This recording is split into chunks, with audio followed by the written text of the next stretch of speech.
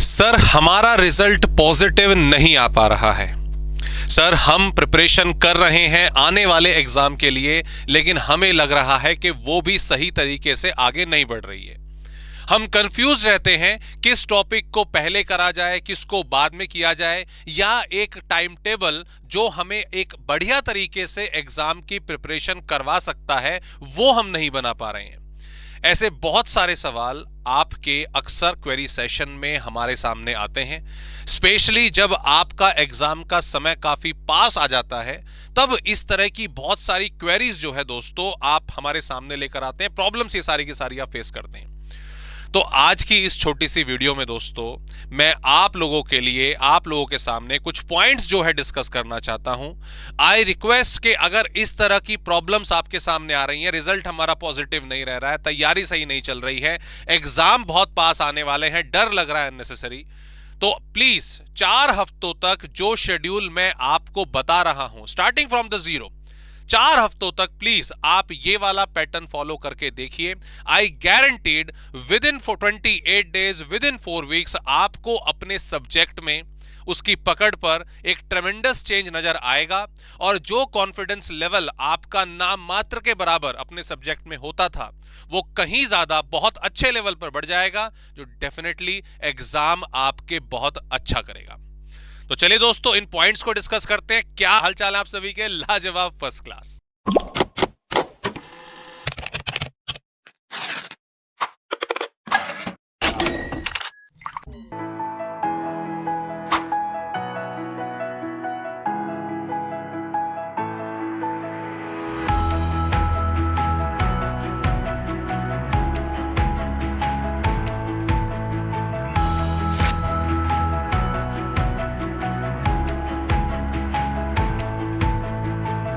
तो दोस्तों एक अच्छे प्रोसेस की शुरुआत, एक अच्छे मिशन की शुरुआत, एक पर्टिकुलर रिजल्ट आपका पॉजिटिव होगा, इस चीज की प्रोबेबिलिटी कैसे बढ़ती है जब आप उसने अपने टारगेट की जो फाउंडेशन है वो बहुत अच्छे तरीके से तैयार करते हो और अपनी फाउंडेशन में सारे के सारे निर्धारित होने वाले टास्क के बारे में सोच विचार करके उनको डिसाइड करते हो। तो दोस्तों हमेशा वीक 1, ठीक है, अगर मान लीजिए आप कोई भी पर्टिकुलर सब्जेक्ट तैयार कर रहे हैं, जैसे मेरा सब्जेक्ट टेक्स्ट है तो मैं उसके एग्जांपल्स आपको देते हुए चलूंगा, अकॉर्डिंगली आप अदर सब्जेक्ट्स में भी इसको अप्लाई करें। ओके, तो वीक 1 सबसे पहला, आपको इधर उधर खलबली नहीं मचानी है, बिल्कुल जल्दबाजी नहीं करनी है। वीक 1 में आप अपने टॉपिक का जो पूरा का पूरा सिलेबस आपको कवर करना है, सिर्फ उसको स्टार्टिंग में ओवरव्यू करना है। क्या करना है? ओवरव्यू करना है। जैसे फॉर एग्जांपल अगर मैं देखूं, सबसे पहली चीज मैंने आपको क्या बताई है, assess and organise material and syllabus.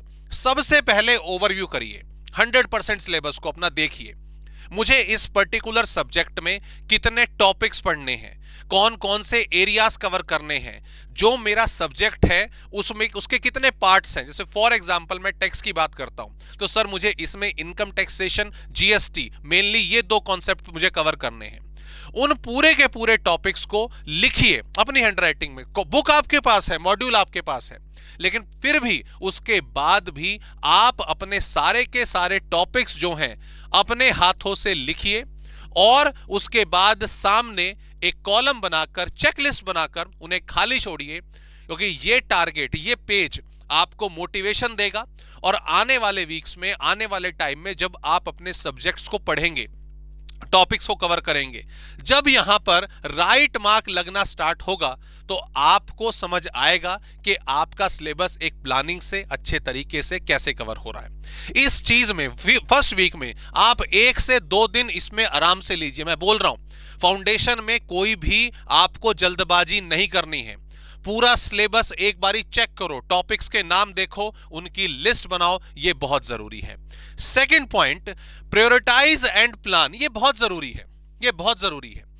हमारा जो एक स्पेसिफिक सिलेबस है, उस सिलेबस में कौन कौन से टॉपिक हमारे इजी रहने वाले हैं, कौन कौन से टॉपिक हमारे कॉम्प्लेक्स रहने वाले हैं, कौन कौन से टॉपिक हमें कंपैरेटिवली पहले खत्म करने हैं, इस चीज को डिसाइड करना बहुत ज्यादा जरूरी है स्पेशली। और ये कैसे होगा? पहली बात तो ये कैसे होगा, आपको इसका अंदाजा मिलेगा वेटेज देखकर कि भाई एग्जाम में नॉर्मली किस सब्जेक्ट की वेटेज कितनी है।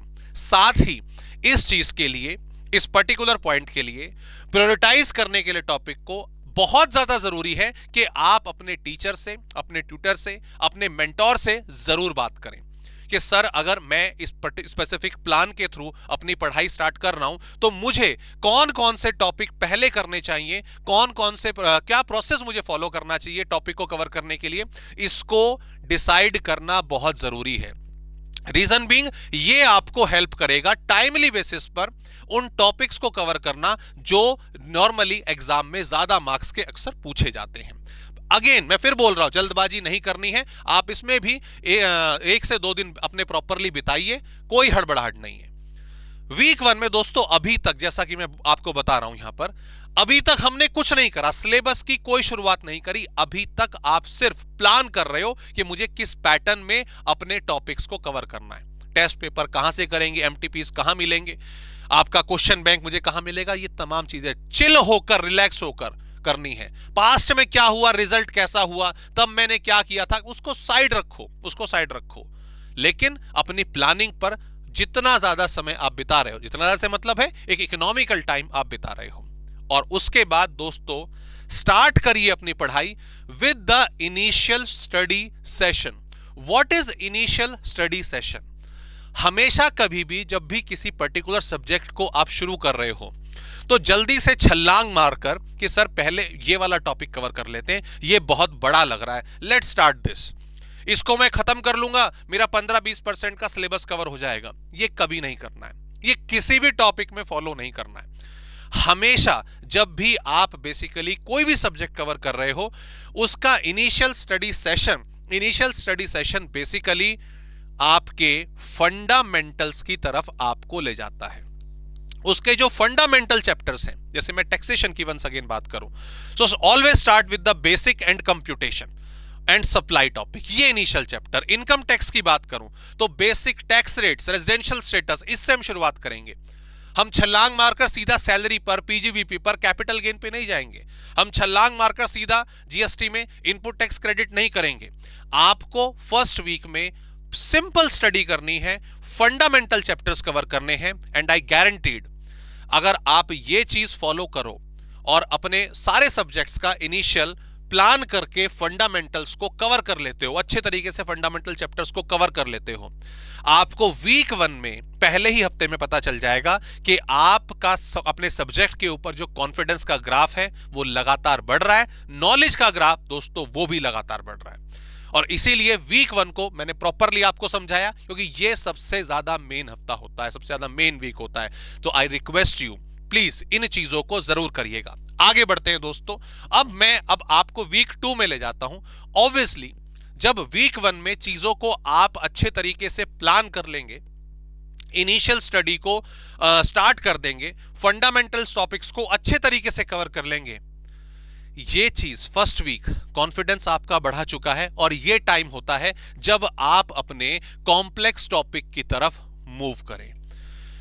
कॉन्फिडेंस है ना, पूरा आपका जो प्रोसेस है, स्टेप्स है, अब आपके सारे के सारे बेंचमार्क्स हैं, सेट्स है ना, इसके बाद सेकंड वीक आपकी एग्रेसिव स्टडी का टाइम आ जाता है कि let's move to the difficult topics, let's move to the like lengthy topics, वो चैप्टर्स जो एग्जाम में आपको एक हैवी क्वेश्चन, बड़ा क्वेश्चन क्रिएट करके देते हैं, हो सकता है थोड़ी प्रॉब्लम्स वगैरह क्रिएट करते हैं, तो उनकी तरफ मूव होना जरूरी है।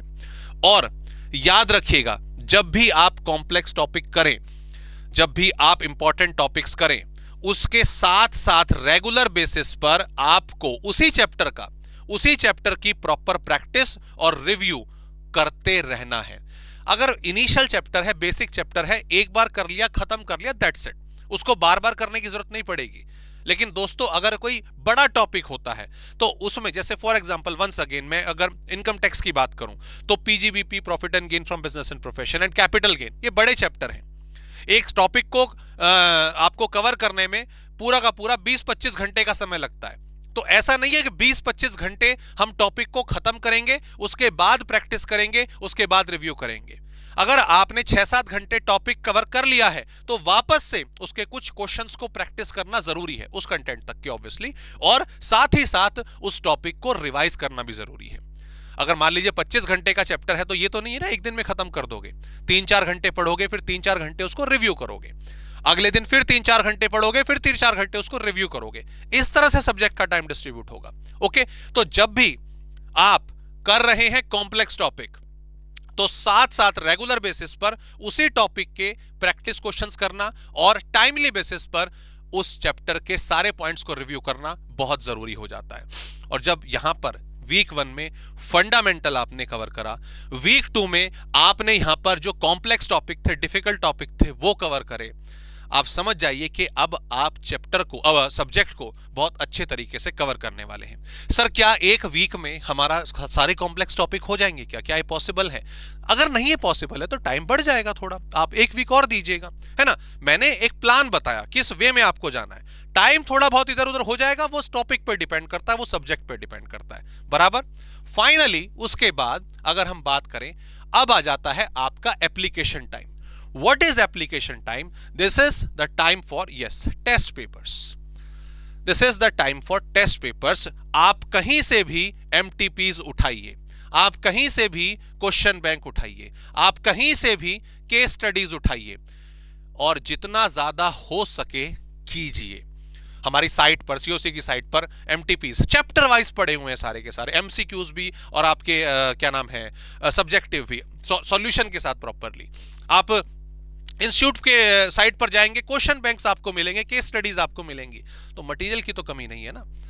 तो जब आपने कॉम्प्लेक्स टॉपिक कवर कर लिए हैं, फंडामेंटल टॉपिक्स कवर कर लिए, कॉम्प्लेक्स टॉपिक को मान लीजिए थोड़ा टाइम भी लगा है, इतना कंप्लीट करने के बाद सबसे ज्यादा इंपॉर्टेंट चीज हो जाती है, हमेशा से हम बोलते हैं, आपको टेस्ट पेपर्स प्रॉपरली रिवाइज करने हैं, प्रैक्टिस करने हैं। और जब भी आप टेस्ट पेपर्स प्रैक्टिस करते हो दोस्तों, ओके, हमेशा याद रखिएगा, अपना फोन साइड होना चाहिए, अपनी सोशल मीडिया साइड होनी चाहिए, परिवार साइड होना चाहिए, कोई भी यार दोस्त पास नहीं होना चाहिए। एक बिल्कुल अकेले कमरे में आपको बंद कर लो, कहीं दूर चले जाओ गार्डन में, वहां पे सीधी सी बात है बैठ के अकेले में करो, लाइब्रेरी में करो, सीधी सी बात है डिस्ट्रैक्शन 1% के लिए भी नहीं होनी चाहिए। अगर 3 घंटे का पेपर है, टारगेट है हमारा कि 3 घंटे 2.5 घंटे में उसको खत्म करेंगे।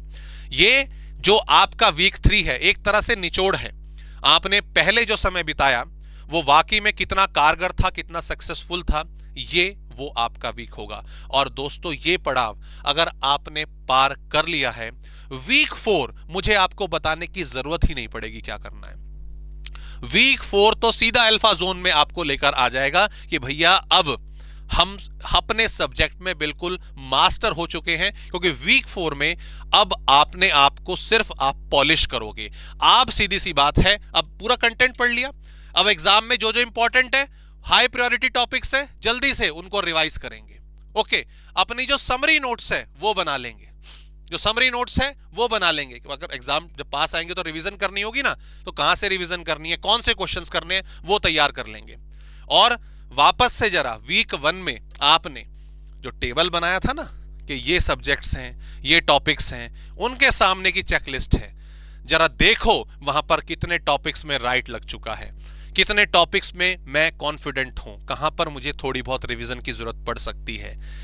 ये प्लान दोस्तों आप सभी से मेरी रिक्वेस्ट है, अपने आप को दीजिए 4 हफ्ते, 5 हफ्ते, 6 हफ्ते अपने आप को दीजिए इस शेड्यूल पर। और लेकिन मैं फिर बार बार आपसे बोल रहा हूं कि आपको अपनी जो फाउंडेशन है वो सबसे ज्यादा अच्छे तरीके से सेट करनी होगी। अपने पूरे सब्जेक्ट्स की लिस्ट, अपने पूरे सब्जेक्ट के इंपॉर्टेंट टॉपिक्स, अपने पूरे सब्जेक्ट्स का स्टडी मटेरियल आपको सबसे पहले तैयार करना है। कि ये नहीं कि मेरे पास 2 चैप्टर का स्टडी मटेरियल है, चलो पहले इनको कर लेते हैं, बाद में और ढूंढेंगे, ये मत करिएगा, ये बिल्कुल मत करिएगा। पूरा कंटेंट एक जगह लेकर आओ और बस स्टेप 1, स्टेप 2, स्टेप 3 पर बढ़ते चले जाओ। इसके अलावा दोस्तों कोई क्वेरी अगर आपकी होगी तो प्लीज कमेंट बॉक्स में डालिए। कोई भी चीज आप पूछना चाहते हैं उसे मेंशन करिए, हम आप तक पहुंचेंगे।